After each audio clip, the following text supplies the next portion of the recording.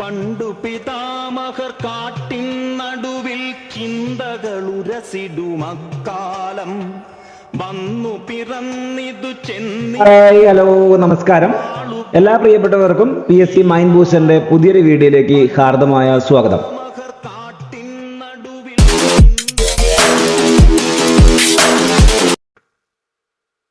നമ്മൾ already start ചെയ്ത സാമൂഹ്യശാസ്ത്രം 6ാം ക്ലാസ്സിലെ പാഠപുസ്തകത്തിന്റെ ഭാഗം 1-ലെ 5 ചാപ്റ്റേഴ്സ് നമ്മൾ ഡിസ്കസ് ചെയ്ത് കഴിഞ്ഞു. ഇന്നത്തെ ക്ലാസ്സിൽ നമ്മൾ ഡിസ്കസ് ചെയ്യാൻ പോകുന്നത് 6ാമത്തെ ചാപ്റ്ററാണ്. ചാപ്റ്ററിലേക്ക് കടക്കാം. ചാപ്റ്ററിന്റെ പേര് ഇതാണ്, കൃഷിയിൽ നിന്ന് വ്യവസായത്തിലേക്ക് എന്നത്. അപ്പം ചാപ്റ്ററിന്റെ പേരിന്റെ അകത്ത് മനസ്സിലാക്കി വെക്കേണ്ട കാര്യം, കൃഷി എന്നുള്ള ഭാഗവും അതേപോലെ തന്നെ വ്യവസായം എന്നുള്ള ഭാഗവും ഒക്കെ ഇതിൻ്റെ അകത്ത് പ്രതിപാദ്യ വിഷയമാണ്. അപ്പൊ ആ ഭാഗത്തിൽ നമുക്ക് PSC പോയിന്റ് ഓഫ് വ്യൂവിൽ എന്തൊക്കെ കാര്യങ്ങൾ പഠിക്കാനുണ്ടെന്ന് പരിചയപ്പെടാം. കണക്കൊരു തീനാളം പണ്ടു പിതാമഹർ കാട്ടിൻ നടുവിൽ ചിന്തകൾ. പാഠഭാഗം തുടങ്ങുന്നത് ഈ രീതിയിൽ ഒരു കവിത ഉദ്ധരിച്ചുകൊണ്ടാണ്. ഓർത്തു വെക്കുക, പണ്ട് പിതാമഹർ കാട്ടിൽ നടുവിൽ എന്ന രീതിയിൽ തുടങ്ങുന്ന ആ കവിതയിൽ നിങ്ങൾ കേട്ട ആ കവിത പന്തങ്ങൾ എന്നുള്ള കവിതയിൽ നിന്നാണ്. അതായത് വൈലോപ്പിള്ളി ശ്രീധരമേനോന്റെ കവിതയാണ് ഇത്, പന്തങ്ങൾ. ആ പന്തങ്ങൾ എന്നുള്ള കവിത ആര് രചിച്ചു എന്ന രീതിയിൽ ഒരുപക്ഷെ മലയാളം അല്ലെങ്കിൽ സാഹിത്യം ഭാഗത്തു നിന്നൊക്കെ ചോദ്യങ്ങളായിട്ട് ഉന്നയിക്കാൻ ചാൻസ് ഉള്ളതാണ്. അതുകൊണ്ട് കൃത്യമായിട്ട് ആലോചിച്ച് വെക്കുക, വൈലോപ്പിള്ളിയുടെ കൃതിയാണ് പന്തങ്ങൾ. അതിനകത്തുള്ള വരികളാണ് പണ്ട് പിതാമഹർ എന്ന രീതിയിൽ തുടങ്ങുന്ന ആ കവിത. കിട്ടിയല്ലോ. അതായത് ഈ കവിതയിൽ പറയുന്ന കാര്യമാണ്, മനുഷ്യരെങ്ങനെയാണ് തങ്ങളുടെ ചുറ്റുപാടിനെ രൂപപ്പെടുത്തിയിട്ട് കൃഷി ആരംഭിക്കുന്നതിനെ കുറിച്ച് ആണ് ഈ ഭാഗത്ത് വൈലോപ്പിള്ളി ശ്രീധരമേനോൻ നമ്മളോട് പറയുന്നത്. അപ്പൊ അതുകൊണ്ട് തന്നെയാണ് ഈ കവിത ആദ്യം തന്നെ ഉദ്ധരിച്ചിരിക്കുന്നത്. ഓക്കെ ആണല്ലോ. അടുത്ത ഭാഗം കൃഷി തുടങ്ങി, അതിനുശേഷം വ്യാപാരം തുടങ്ങുകയാണ് നമ്മൾ. അപ്പോൾ വ്യാപാരം എന്ന് പറയുമ്പോൾ എന്താണെന്നുള്ളത് ജസ്റ്റ് ഒരു ഡെഫിനിഷൻ ആക്കി പറയുന്നുണ്ട് പാഠപുസ്തകത്തിൽ. പ്രതിഫലം ഈടാക്കി സാധനങ്ങളോ സേവനങ്ങളോ കൈമാറ്റം ചെയ്യുന്ന പ്രക്രിയനെ വിളിക്കുന്ന പേരാണെന്ത്? വ്യാപാരം. സിമ്പിൾ അല്ലേ? എന്തുണ്ടാവണം? പ്രതിഫലം ഉണ്ടാവണം. പ്രതിഫലം ഈടാക്കി സാധനങ്ങളാവാം സേവനങ്ങളാവാം, ഇതൊക്കെ കൈമാറ്റം ചെയ്യുന്ന പ്രക്രിയനെ നമുക്ക് എന്ത് വിളിക്കാം?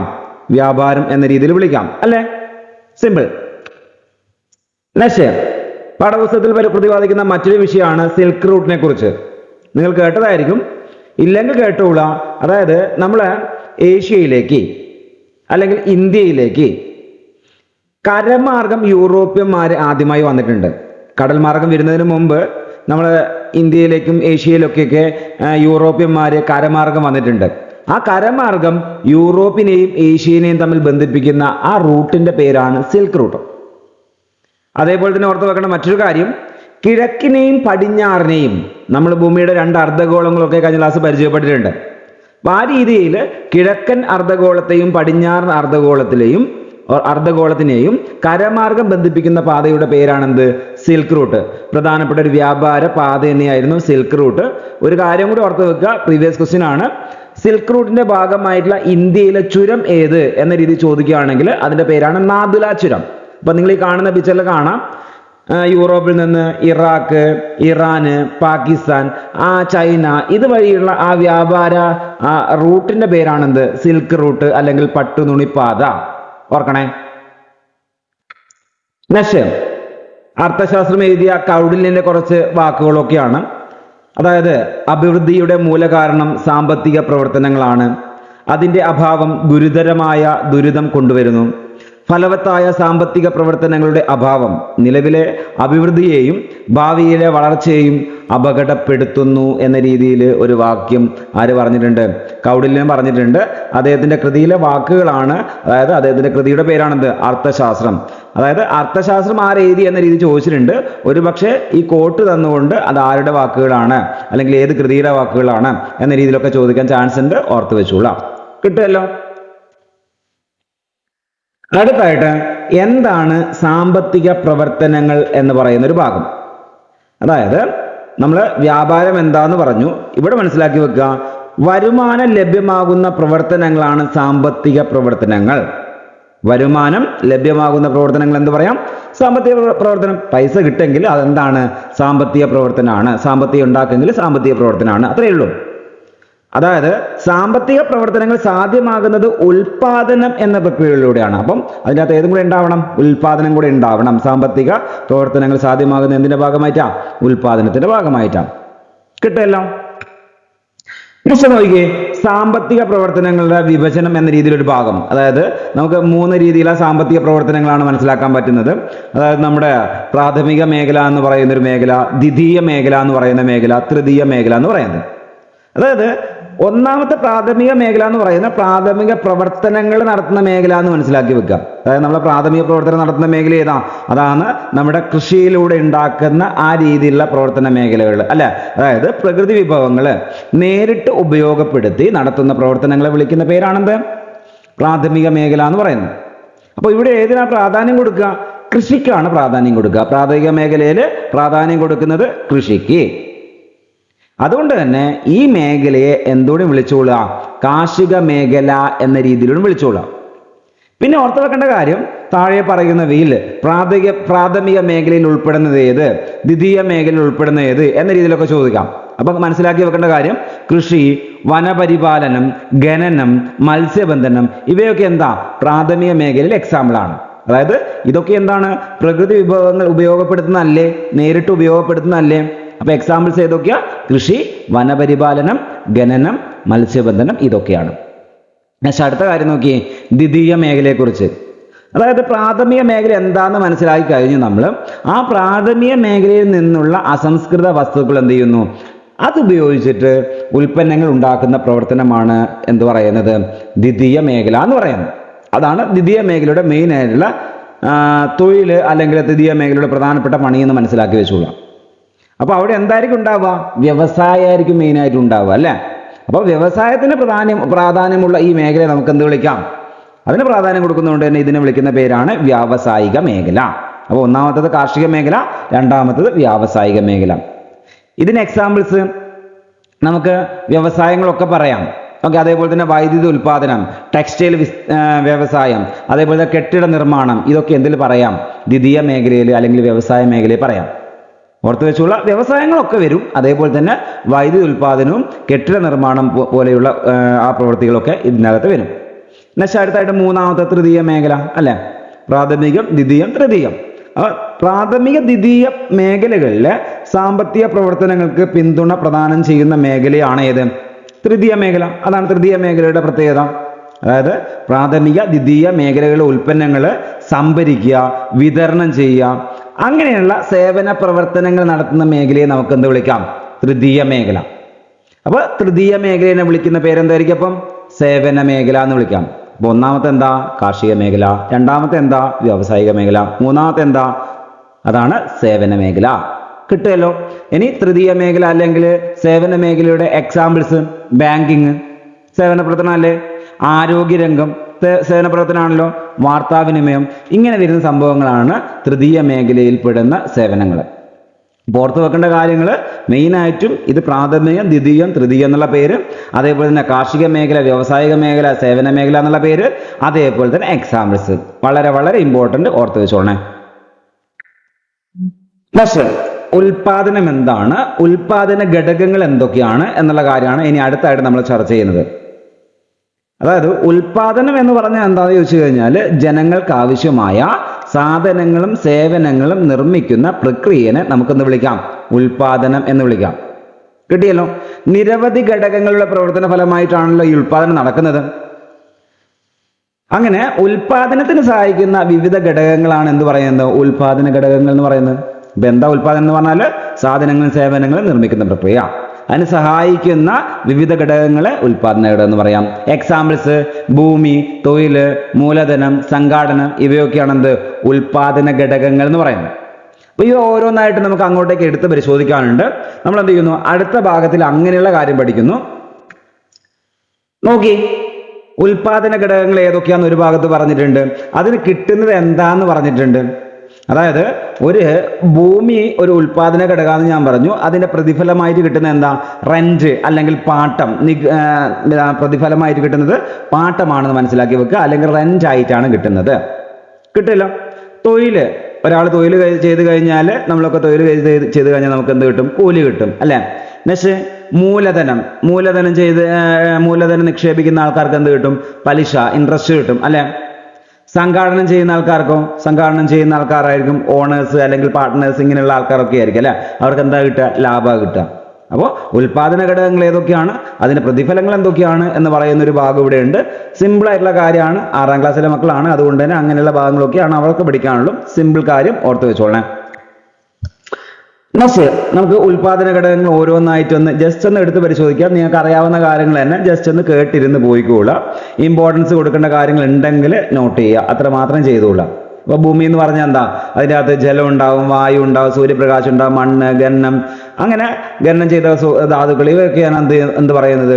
ഭൂമി എന്നതുകൊണ്ട് അർത്ഥമാക്കുന്നത് കേട്ടോ. അതായത് ഭൂമിയിലുള്ള സംഭവങ്ങൾ എന്തൊക്കെയാ നോക്കിയാൽ മതി, അതൊക്കെയാണ് എന്ത് ഭൂമി എന്നതുകൊണ്ട് അർത്ഥമാക്കുന്നത്. ഒരിക്കലും ഭൂമി മാത്രമല്ല, ഭൂമി എന്ന് പറയുന്ന സംഭവം ഒരിക്കലും എന്ത് ചെയ്യാൻ പറ്റില്ല, ഒന്നും ചെയ്യാൻ പറ്റുമൊന്നുമില്ല. ഭൂമി എന്ന് പറയുന്നത് ആരുടെ സ്വന്തമല്ല, അങ്ങനെയൊക്കെയാണ്. അപ്പൊ എന്താണ് നമ്മൾ മനസ്സിലാക്കി വെക്കേണ്ടത്? ഇതിൻ്റെ അകത്തുള്ള സംഭവങ്ങൾ എന്തൊക്കെയാന്ന് നോക്കിയാൽ മതി. സൂര്യപ്രകാശം, മണ്ണും ഗന്നം ചെയ്ത ധാതുക്കളൊക്കെ അതിൻ്റെ അകത്ത് ഉൾപ്പെടുന്നതാണ്. പിന്നെ ഭൂമിയുടെ ഉപരിതലം, ഭൗമാന്തരീക്ഷം, ഭൂമിയുടെ അന്തർഭാഗം എന്നിവിടങ്ങളിലെ പ്രകൃതി വിഭവങ്ങളാണ് ഉൽപാദനത്തിനായി ഉപയോഗപ്പെടുന്നത്. ഇമ്പോർട്ടൻ്റ് ആണ്. അതായത് ഭൂമി എന്ന് പറയുമ്പോൾ ഉപരിതലം മാത്രമല്ല, അതിൻ്റെ അകത്ത് അന്തരീക്ഷം വരാം, ഭൂമിയുടെ അന്തർഭാഗം വരാം. ഇതൊക്കെ എന്തിൽ വരും? ഭൂമി എന്നുള്ള മീനിങ്ങിൽ ഉൾപ്പെടുത്തിക്കൊള്ളണം. കിട്ടുമല്ലോ? ആ ഭാഗം വളരെ വളരെ ഇമ്പോർട്ടൻ്റ് ആണ്, ഓർക്കണേ. അതുകൊണ്ടാണ് ഇങ്ങനെയുള്ള ഭാഗങ്ങൾ ഞാൻ ഇതിൻ്റെ അകത്ത് സ്ലൈഡായിട്ട് ഉൾപ്പെടുത്താൻ കാരണം. നോക്കിയേ നിങ്ങൾ അടുത്ത ഭാഗം, തൊഴില്. അതായത് ഉൽപാദന പ്രക്രിയയിൽ തൊഴിലാളികൾ അധ്വാന ശേഷി ഉപയോഗിക്കുന്നതിനാണ് തൊഴിലെന്ന് പറയുന്നത്. അതിനെന്തൊക്കെ വേണം? കായികപരമായിട്ടും ബുദ്ധിപരമായിട്ടുള്ള ശേഷി ഉണ്ടാവണം. കായികപരമായിട്ട് മാത്രം മതിയാവില്ല. ഒരു വർക്കൊക്കെ പെട്ടെന്ന് ചെയ്ത് തീർക്കുക എന്ന് പറയുമ്പോൾ കുറച്ച് എന്തായിരിക്കും? ബുദ്ധിപരമായിട്ടുള്ള നീക്കമൊക്കെ വേണ്ടി വരും. ഓക്കെ, അതൊക്കെ ഉൾപ്പെടുത്തിക്കൊണ്ടാണ് എന്ത് നടത്തുക? തൊഴിൽ നടത്തുന്നത്. അപ്പോൾ തൊഴിലാളികൾ ഉൽപാദന പ്രക്രിയയുടെ ഭാഗമായിട്ട് മാറുന്നു. ഇതിൻ്റെ അകത്ത് പ്രതിഫലം ലഭിക്കുന്ന തൊഴിൽ ചെയ്യുന്ന ആൾക്കാരെയാണ് എന്ത് പറയുന്നത്? തൊഴിലാളികൾ എന്ന രീതി പറയുന്നത്. പ്രതിഫലം ലഭിക്കുന്ന തൊഴിൽ ചെയ്യുന്നവരെ എന്ത് പറയാം? തൊഴിലാളികൾ എന്ന് പറയാം. അല്ലാത്ത ആൾക്കാരെ തൊഴിലാളികൾ എന്ന് പറയൂല എന്ന രീതിയിലൊക്കെ ഇവിടെ പറയുന്നുണ്ട്. ആ രീതിയിലൂടെ മനസ്സിലാക്കി വെച്ചോളാണ്. അടുത്ത ഘടകം മൂലധനം. ഇമ്പോർട്ടൻ്റ് ആയിട്ടുള്ള വിഷയമാണ് മൂലധനം എന്നുള്ളത്. ഏതൊരു ഉൽപ്പന്നത്തിൻ്റെയും ഉൽപാദന പ്രക്രിയയ്ക്ക് മൂലധനം ആവശ്യമാണ്. ഓക്കെ, അതായത് ക്യാപിറ്റൽ എന്നുള്ള ഘടകം അല്ലെ. സാധനങ്ങളും സേവനങ്ങളും ഉൽപ്പാദിപ്പിക്കുന്നതിന് ഉപയോഗിക്കുന്ന സാമ്പത്തിക വിഭവങ്ങളെയുമാണ് സമ്പത്തിനെയും വിഭവങ്ങളെയുമാണ് എന്ത് പറയുന്നത്? മൂലധനം എന്നതുകൊണ്ട് അർത്ഥമാക്കുന്നത്. അതിനകത്ത് എന്തൊക്കെ വരാം? ഫാക്ടറി വരാം, കെട്ടിടങ്ങൾ വരാം, യന്ത്രങ്ങൾ, അസംസ്കൃത വസ്തുക്കൾ, വാഹനങ്ങൾ, കമ്പ്യൂട്ടർ, തൊഴിലാളികളുടെ വേതനം, ഇവയെല്ലാം മൂലധനത്തിന്റെ ഭാഗമാണ്. ഓക്കെ, ഇതൊക്കെ എന്താണ്? ഒരു മൂലധനം ഇറക്കുന്ന ഒരാൾ എന്ന രീതിയിലൊരു വ്യക്തി ഉണ്ട്, മുതലാളി എന്ന് പറയുന്ന ഒരു വ്യക്തി അല്ലെ. അപ്പോൾ ആ മുതലാളി എന്ന് പറയുന്ന വ്യക്തി ഇറക്കുന്ന സംഭവങ്ങളായിരിക്കും ഇത്. ഓക്കെ, അങ്ങനെ ആലോചിച്ച് വെച്ചാൽ മതി. അതാണ് മൂലധനം. ഓക്കെ, മുതലാളി ഇറക്കുന്നത് മൂലധനം. ഫാക്ടറി, കെട്ടിടം, യന്ത്രങ്ങൾ, അസംസ്കൃത വസ്തുക്കൾ, വാഹനങ്ങൾ, കമ്പ്യൂട്ടറുകൾ, തൊഴിലാളികളുടെ വേതനം, ഇവയൊക്കെ എന്തിൻ്റെ ആയിരിക്കും? മൂലധനത്തിന്റെ ഭാഗമായിട്ടായിരിക്കും കൊടുക്കുന്നുണ്ടാവുക അല്ലേ. കിട്ടിയല്ലോ? അപ്പോൾ മൂലധനം എന്താന്നുള്ള ഭാഗം മനസ്സിലായി. അടുത്ത കാര്യം ഇങ്ങനെയാ പറയുന്നത്, മൂലധനം പല വിധത്തിലുണ്ട്. നിങ്ങൾ നേരത്തെ കേട്ട സമയത്ത് തന്നെ നിങ്ങൾക്ക് അത് പല രീതിയിലുള്ള ഒരു വ്യാഖ്യാനമായിട്ട് മനസ്സിലാക്കി വെക്കേണ്ട ഒരു കാര്യമുണ്ട്. കാര്യം ഇങ്ങനെ കിട്ടിക്കൊള്ളണം. എന്താണ് സാമ്പത്തിക മൂലധനം, എന്താണ് മനുഷ്യ മൂലധനം, എന്താണ് ഭൗതിക മൂലധനം, ഇങ്ങനെയൊക്കെ എന്ത് ചെയ്യണം? നമുക്ക് അങ്ങോട്ടേക്ക് പരിചയപ്പെട്ടു പോകണം. ഓക്കെ, അപ്പോൾ നമുക്ക് എന്ത് ചെയ്യാം? ആ മൂലധനം ഏതൊക്കെയാണെന്ന് ആദ്യം ഒന്ന് പരിചയപ്പെടാം. ഒന്നാമത്തെ എന്താ? സാമ്പത്തിക മൂലധനം, മനുഷ്യ മൂലധനം. രണ്ടാമത്തെ മനുഷ്യ മൂലധനം. മൂന്നാമത്തത് ഭൗതിക മൂലധനം. നാലാമത്തത് പ്രകൃതി മൂലധനം. അപ്പോൾ പേര് സൂചിപ്പിക്കുന്ന പോലെ തന്നെ സാമ്പത്തിക മൂലധനം എന്താണെന്ന് ആദ്യം പരിചയപ്പെടുന്നു. ഈ സാമ്പത്തിക മൂലധനം എന്ന് പറയുമ്പോൾ സിമ്പിളി അതെന്തായിരിക്കും? സമ്പത്തായിരിക്കും. അപ്പൊ എന്തായിരിക്കും അത്? അതിൻ്റെ അകത്ത് ക്യാഷ് ഇൻവോൾവ്ഡ് ആയിരിക്കും. എന്ത് വേണം? പണം വേണം. അതെന്തായിരിക്കും? നിക്ഷേപമായിരിക്കും. ഓക്കെ, അപ്പൊ സാമ്പത്തിക മൂലധനം എന്ന് പറഞ്ഞാൽ പണം അല്ലെങ്കിൽ നിക്ഷേപം എന്ന രീതിയിൽ ഘടകങ്ങളായിരിക്കും. പിന്നെ മനുഷ്യ മൂലധനം, അതായത് ഒരു വ്യക്തിയുടെ കഴിവ്, ജ്ഞാനം, ഇതൊക്കെ ഉൾപ്പെടുത്തിക്കൊണ്ട് എന്ന് പറയുന്നത് മനുഷ്യ മൂലധനം എന്ന് പറയുന്നത്. ഭൗതിക മൂലധനം നമ്മൾ നേരത്തെ പറഞ്ഞതിൻ്റെ അകത്ത് എന്തൊക്കെ വരാം? യന്ത്രങ്ങൾ, അതേപോലെ തന്നെ കമ്പ്യൂട്ടർ പോലെയുള്ള അടിസ്ഥാന സൗകര്യങ്ങൾ, ഒക്കെ ഇങ്ങനെയൊക്കെയുള്ള കാര്യങ്ങളൊക്കെയാണ് എന്ത്? ഭൗതിക മൂലധനമായിട്ട് കാണുന്നത്. അതായത് ഭൗതിക മൂലധനം എന്ന് പറഞ്ഞാൽ ഭൗതിക അവസ്ഥയിലുള്ള സംഭവങ്ങളാണ് ഇവിടെ പറയുന്നത് അല്ല. പിന്നെ അടുത്തായിട്ടോ പ്രകൃതി മൂലധനം എന്ന് പറയുന്നത്. പ്രകൃതി മൂലധനം എന്ന് പറയുമ്പോൾ അവിടെ മനസ്സിലാക്കി വെക്കേണ്ട കാര്യം ഇങ്ങനെയാണ്. നമ്മുടെ വിഭവങ്ങള്, പരിസ്ഥിതി, ഇതൊക്കെ എന്തായിട്ട് കണക്കാക്കാം? പ്രകൃതി മൂലധനമായിട്ട് കണക്കാക്കിക്കൊള്ളണം. വിഭവങ്ങളും പരിസ്ഥിതിയും ഒക്കെ കിട്ടിയല്ലോ. ആ രീതിയിലാണ് മൂലധനം പല രീതിയിൽ നമ്മൾ തരംതിരിക്കുന്നത്. അടുത്ത കാര്യം സംഘാടനം എന്നുള്ള കാര്യം വളരെ ഇമ്പോർട്ടൻ്റ് അല്ലേ? ഒരു ഉൽപാദന പ്രക്രിയയിൽ അല്ലെങ്കിൽ ഒരു വ്യവസായത്തിന്റെ കേസിൽ എവിടെ ആയാലും സംഘാടനം വളരെ വളരെ ഇമ്പോർട്ടൻ്റ് ആണ്. അതായത് ഉൽപാദന ഘടകങ്ങളായ ഭൂമി, തൊഴിൽ, മൂലധനം ഇവയൊക്കെ എന്ത് ചെയ്യണം? കൂട്ടിച്ചേർത്താൽ മാത്രമാണ് എന്തായിട്ട് മാറുകയുള്ളൂ, അത് ഒരു ഉൽപ്പന്നമായിട്ട് മാറ്റാൻ നമുക്ക് പറ്റുകയുള്ളൂ അല്ലെ? അല്ലാതെ അത് അവിടെ കിടക്കുകയുള്ളൂ. പലയിടത്തിലും പല ഭൂമിയൊക്കെ വെറുതെ കിടക്കുന്നൊക്കെ കാണാം. ഓക്കെ, അപ്പൊ നമ്മൾ മനസ്സിലാക്കി വെക്കേണ്ട എന്ത് ചെയ്യണം? ഇതൊക്കെ കൂട്ടിച്ചേർത്താലാണ് അത് ഉൽപാദന ഘടകങ്ങളായിട്ട് നമുക്ക് ഉപയോഗപ്പെടുത്താൻ പറ്റുള്ളൂ. അപ്പോൾ ഇതിന് പ്രവർത്തിക്കുന്ന ആൾക്കാരുണ്ടാവൂലേ? അതായത് സംഘാടനത്തിന് വേണ്ടി പ്രവർത്തിക്കുന്ന ആൾക്കാർ എന്ത് വിളിക്കാം? നമുക്ക് സംഘാടകർ എന്നുള്ള രീതിയിൽ വിളിക്കാം, അല്ലെങ്കിൽ സംരംഭകർ എന്ന് വിളിക്കാം അല്ലെ? എന്താണ്? സംരംഭകർ എന്ന രീതിയിലാണ് അവരെ വിളിക്കുന്നത്. കിട്ടുമല്ലോ? സംഘാടകർ എന്ത് വിളിക്കുന്നു? സംരംഭകർ. കിട്ടും. ഒരു പുതിയ ബിസിനസ് എന്ന ആശയം രൂപപ്പെടുത്തുക, അതിനാവശ്യമായ മൂലധനം സമാഹരിക്കുക, ആ ആശയം പ്രാവർത്തികമാക്കുക എന്നിവയാണ് സംഘാടനത്തിന്റെ ഭാഗം. കിട്ടിയല്ലോ? എന്ത് ചെയ്യുന്നു? ആദ്യം എന്ത് ചെയ്യുന്നു? ഒരാശയം കൊണ്ടുവരുന്നു, അതിനുശേഷം അതിനൊരു മൂലധനം നിക്ഷേപിക്കുന്നു, അതിനുശേഷം എന്ത് ചെയ്യുന്നു? ആ ആശയം പ്രാവർത്തികമാക്കുന്നു. ഇതാണ് സംഘാടനം എന്ന് പറയുന്നത് അല്ലെ? സിമ്പിൾ കാര്യമാണല്ലോ. അടുത്തായിട്ട് ഉപഭോഗം എന്ന് പറഞ്ഞാൽ എന്താണെന്നുള്ളത്. മനുഷ്യന്റെ ആവശ്യങ്ങൾ സാധിക്കാനായിട്ട് സാധനങ്ങളും സേവനങ്ങളും വാങ്ങി ഉപയോഗപ്പെടുത്തുന്നതാണ് ഉപഭോഗം. എന്താണ് ഉപഭോഗം? മനുഷ്യന്റെ ആവശ്യങ്ങൾ സാധിക്കുന്നതിനായിട്ട് സാധനങ്ങളും സേവനങ്ങളും എന്ത് ചെയ്യുന്നു? വാങ്ങി ഉപയോഗിക്കുന്നതാണ് എന്ത്? ഉപഭോഗം. ഉപയോഗിക്കുന്നതാണ് ഉപഭോഗം. അത്രയേ ഉള്ളൂ. ഓക്കെ. പിന്നെ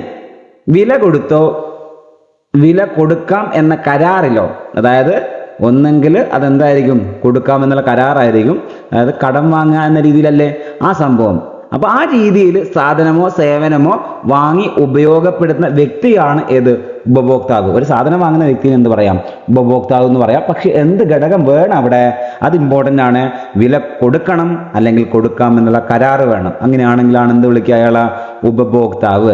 അല്ലാതെ വെറുതെ എടുത്ത് ഉപയോഗിക്കുന്ന ആൾക്കാർ നമുക്ക് ഉപഭോക്താവ് എന്ന് വിളിക്കാൻ പറ്റൂല. അതാ പറഞ്ഞത്. അതിൻ്റെ അതെന്ത് വേണം? ഒരു പണമൂല്യം വേണം. ക്യാഷ് ഇൻവോൾവ്ഡ് ആയിരിക്കണം. ഓക്കെ, ക്യാഷ് എന്നുള്ള കാര്യം കിട്ടല്ലോ. ഒരു മൂല്യം എന്തായാലും അതിൻ്റെ അകത്ത് കൊടുക്കണം. അങ്ങനെയാണെങ്കിലാണ് എന്ത് പറയുള്ളൂ? ഉപഭോക്താവ് എന്ന് പറയുള്ളൂ. ഓർക്കണം, വളരെ വളരെ ഇമ്പോർട്ടൻ്റ് ആയിട്ടുള്ള കാര്യമാണ്. വില കൊടുക്കാം എന്ന കരാറിലോ ആയിരിക്കണം. ഓക്കെ, അങ്ങനെയാണെങ്കിലാണ് എന്ത് വിളിക്കുക? ഉപഭോക്താവ് എന്ന് വിളിക്കുക. നമുക്ക് അങ്ങോട്ടേക്ക് ഉപഭോക്തൃ സംരക്ഷണ നിയമമൊക്കെ പഠിക്കാനുണ്ട്. ആ സമയത്ത് ഒരു ഉപഭോക്താവ് എന്താന്നുള്ള ഡെഫിനിഷനൊക്കെ ആ രീതിയിലുള്ള ഭാഗത്തൊക്കെ ചോദിക്കാറുണ്ട്. അതുകൊണ്ടാണ് ഇത്രയും ഡീറ്റെയിൽ ആയിട്ടുള്ള കാര്യങ്ങൾ പറഞ്ഞു പോകുന്നത് കേട്ടോ. ഉപഭോഗം എന്താണ്, ഉപഭോക്തൃ എന്താണ്, അങ്ങനെയുള്ള ഭാഗങ്ങളൊക്കെ നമുക്ക് പഠിക്കാനുള്ള എവിടെയാണ്? ആ ഉപഭോക്തൃ സംരക്ഷണ നിയമം വളരെ ഇമ്പോർട്ടൻ്റ് ആണ്. സ്ഥിരമായിട്ട് PSC ചോദിക്കുന്ന ഒരു ഭാഗം തന്നെയാണ്, സുപ്രധാന നിയമങ്ങൾ എന്നുള്ള ഭാഗത്ത് അല്ലെ? അടുത്തായിട്ട് ഉപഭോക്തൃ സംരക്ഷണ നിയമത്തിന്റെ ഏറ്റവും ബേസ് ആയിട്ടുള്ള കാര്യം ഇവിടെ മനസ്സിലാക്കി വെച്ചോളണം. ഏറ്റവും ഇമ്പോർട്ടൻ്റ് ആയിട്ടുള്ള ഫാക്ട് ആദ്യം പറഞ്ഞു പോകാൻ നമുക്ക്. 1986 ഇന്ത്യയിൽ ഉപഭോക്തൃ സംരക്ഷണ നിയമം നിലവിൽ വന്നത്. ഏതാണ് വർഷം? ഒരുപാട് തവണ PSC ചോദിച്ചാണ്. 1986 ഉപഭോക്തൃ സംരക്ഷണ നിയമം വന്നത് 1986. ഇപ്പൊ നോക്കാം എന്താണ് ആ ഉദ്ദേശം, അതിന്റെ ഉപഭോക്തൃ സംരക്ഷണ നിയമത്തിന്റെ ഉദ്ദേശം. പേരിൻ്റെ അകത്തിന് ഉണ്ടല്ലേ കാര്യം. നോക്കാം എന്താ കാര്യം എന്ന് ചോദിച്ചു കഴിഞ്ഞാൽ, ഉപഭോക്താവിന് കിട്ടേണ്ട അവകാശങ്ങൾ നിഷേധിക്കപ്പെട്ടാൽ ബന്ധപ്പെട്ട സർക്കാർ വകുപ്പുകളെയും ഉപഭോക്തൃ കോടതികളെയും സമീപിക്കാൻ പറ്റും. ജില്ലാ, സംസ്ഥാന, ദേശീയതല ഉപഭോക്തൃ തർക്ക പരിഹാര കോടതികൾ നിലവിലുണ്ട്. ഉപഭോക്താക്കൾ ചൂഷണം ചെയ്യപ്പെടുന്നത് തടയുന്നതിനായിട്ട് ശക്തമായ നിയമങ്ങൾ, ഉപഭോക്തൃ വിദ്യാഭ്യാസം എന്നിവ ആവശ്യമാണ്. ഓക്കെ, ഇതൊക്കെയാണ് ഏതിന്റെ ലക്ഷ്യം? ഉപഭോക്തൃ സംരക്ഷണ നിയമത്തിന്റെ ലക്ഷ്യം. ഏത് വർഷം നിലവിൽ വന്നത്? 1986. ഡീറ്റെയിൽ ആയിട്ട് നമുക്ക് എവിടെ പഠിക്കാം? ഉപഭോക്തൃ സംരക്ഷണ നിയമം എന്നുള്ള ആ ടോപ്പിക്ക് തന്നെ നമുക്ക് പഠിച്ചു പോകാം. ഇപ്പം നമ്മൾ ഈ ഭാഗം മാത്രമാണ് പാഠപുസ്തകത്തിൽ നിന്ന് പരിചയപ്പെടുന്നത്. കൃത്യമായിട്ട് ഈ ഭാഗം വളരെ വളരെ ഇമ്പോർട്ടൻ്റ് ആണ്. ഓർത്ത് വെച്ചോളണം. ജില്ലാതലത്തിൽ, സംസ്ഥാന തലത്തിൽ, ദേശീയ തലത്തിലൊക്കെ എന്തുണ്ട്? ആ രീതിയിലുള്ള തർക്ക പരിഹാര കോടതികളുണ്ട്. അതേപോലെ തന്നെ ഉപഭോക്താക്കളെ ചൂഷണം ചെയ്യുന്നത് തടയാൻ വേണ്ടിയിട്ട്, അതേപോലെ തന്നെ ഉപഭോക്തൃ വിദ്യാഭ്യാസം നടത്താൻ വേണ്ടിയിട്ട് ആ രീതിയിലൊക്കെയാണ് ഈ നിയമം നിലവിൽ വന്നിട്ടുള്ളത്. കിട്ടിയല്ലോ. അപ്പോൾ ഇതിൻ്റെ ലക്ഷ്യങ്ങൾ കാര്യങ്ങളൊക്കെ നിങ്ങൾക്ക് കിട്ടി. എപ്പോൾ നിലവിൽ വന്നത് എന്നുള്ള കാര്യം കിട്ടി. ഇനി അങ്ങോട്ടേക്ക് ഡീറ്റെയിൽ ആയിട്ട് അതുമായിട്ട് ബന്ധപ്പെട്ട നിയമമായിട്ട് ബന്ധപ്പെട്ട കാര്യങ്ങളൊക്കെ നമുക്ക് അങ്ങോട്ടേക്ക് പഠിക്കാം. ഓക്കെ ആണോ? അപ്പോൾ ഇത്രയും കാര്യങ്ങളാണ് നമ്മൾ ഇന്നത്തെ വീഡിയോയിലൂടെ പരിചയപ്പെടുന്നത്. കാര്യം ചെറിയൊരു ചാപ്റ്റർ ആയിരുന്നു. നമ്മൾ ഡീറ്റെയിൽ ആയിട്ട് കാര്യങ്ങളെല്ലാം പരിശോധിച്ച് പോയിട്ടുണ്ട്. അതിൻ്റെ ഇമ്പോർട്ടൻസ് എന്തൊക്കെയാണെന്ന് നിങ്ങൾക്ക് മനസ്സിലായിട്ടുണ്ടാകും. അത്രയും ഡീറ്റെയിൽ ആയിട്ട് ഞാൻ പോകേണ്ട കാര്യം എന്തൊക്കെയാണെന്നുള്ളത് നിങ്ങൾക്ക് മനസ്സിലായിട്ടുണ്ടാകും. കൃത്യമായിട്ട് എന്ത് ചെയ്തോളാം, ഓരോ ഭാഗം കൃത്യമായിട്ട് ഒരു തവണയും കൂടി കേട്ട് നോക്കുക. കാര്യങ്ങൾ മനസ്സിലാക്കി പഠിക്കേണ്ട കാര്യങ്ങളൊക്കെയാണ്, വെറുതെ ബൈഹാർട്ട് ചെയ്ത് പഠിക്കേണ്ട കാര്യങ്ങളൊന്നുമല്ല. ആ രീതിയിലല്ല ഒരിക്കലും PSC പരീക്ഷയ്ക്ക് വേണ്ടി പഠിക്കേണ്ടത്. കൃത്യമായിട്ട് പഠിക്കുന്ന സമയത്ത് എന്ത് ചെയ്തോളാം, ഓരോ കാര്യങ്ങളും അത്രയും ഡീറ്റെയിൽഡ് ആയിട്ട് കൊണ്ടുപോയിക്കൊള്ളുക, കൺസെപ്റ്റ് മനസ്സിലാക്കിക്കൊള്ളുക. ഓക്കെ, അപ്പം വീഡിയോ ഇഷ്ടപ്പെട്ടാൽ ഒന്ന് ലൈക്ക് ചെയ്യാൻ നോക്കുക. അതേപോലെ തന്നെ നിങ്ങളെ പോലെ തന്നെ മറ്റുള്ളവരിലേക്ക് എത്തിക്കാൻ വേണ്ടി ശ്രമിക്കുക. നമുക്ക് എന്ത് ചെയ്യാം, മറ്റുള്ള ചാപ്റ്റേഴ്സുമായിട്ട് മറ്റുള്ള വീഡിയോസ് കാണാം. Okay, thank you.